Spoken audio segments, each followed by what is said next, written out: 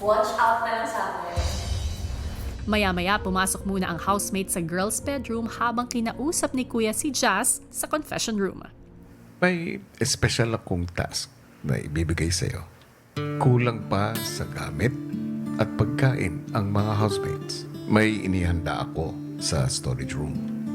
Gusto ko ay ikaw ang personal na magdala sa kanila nito. Hindi nila dapat malaman ang totoong rason kung bakit kayo nandito. Paglabas ng housemate sa garden area, Bago. Maayos. Dito nga tayo. Oh, Yung plug. gusto Dito yung kama natin. Oh my God. Yung tent. Ay, Wala yung ay, plug. boys. Parang bahay na po talaga siya, kuya. Outside house. Ready to fight. Sanay naman po sa ganun, kuya. Dito. Uy! Ang ganda dito sa labas. Maging bahay.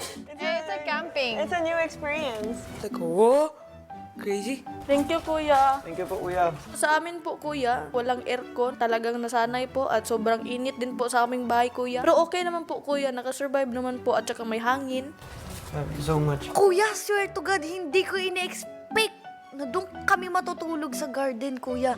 Here ako. Hindi naman ako maselan sa ganun, kuya. At sanay na sanay ako sa ganun, kuya, dahil ganun po before yung aming life. Na wala kaming aircon.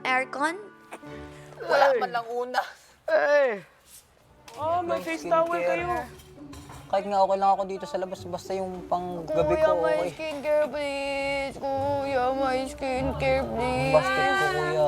Kumbaga hindi naman po kumbaga sa mahirap, kuya. Niisip ko lang po yung mga, syempre yung mga, sa totoo, yung essential ko po sa gabi. Nalagay ko dito sa mukha ko, ganyan. Walang nilabig pong moisturizer. Nalabig ko po sa under eye.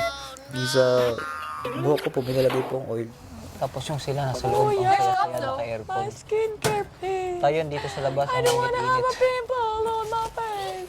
Sanay po ako sa ganun, pero yung skincare ko, kuya, doon ako hindi sanay. Mga anak, tistis na muna kayo ah. Wala pang eldo si tatay. Pang-inom pa lang kaya. Si Binso! Tayo ito kasi Saka na yung ng-inom eh. pagkain, Ano ah. dito? It doesn't matter, we have soyo and Soyo. soy sauce. Toothbrush ko, deodorant ko, pabango ko. Sino ba naglagay ng gamit? Gamitin mo yung toothbrush ko.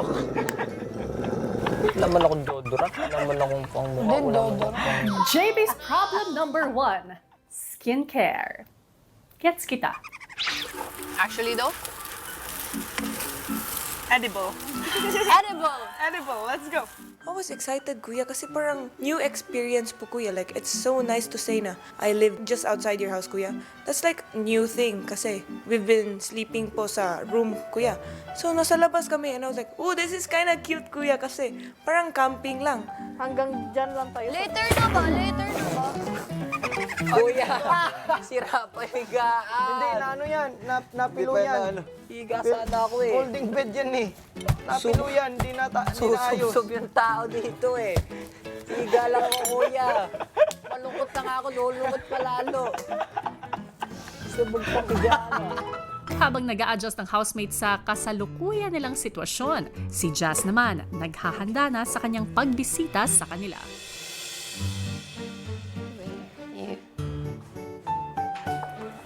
Oh, Piangi!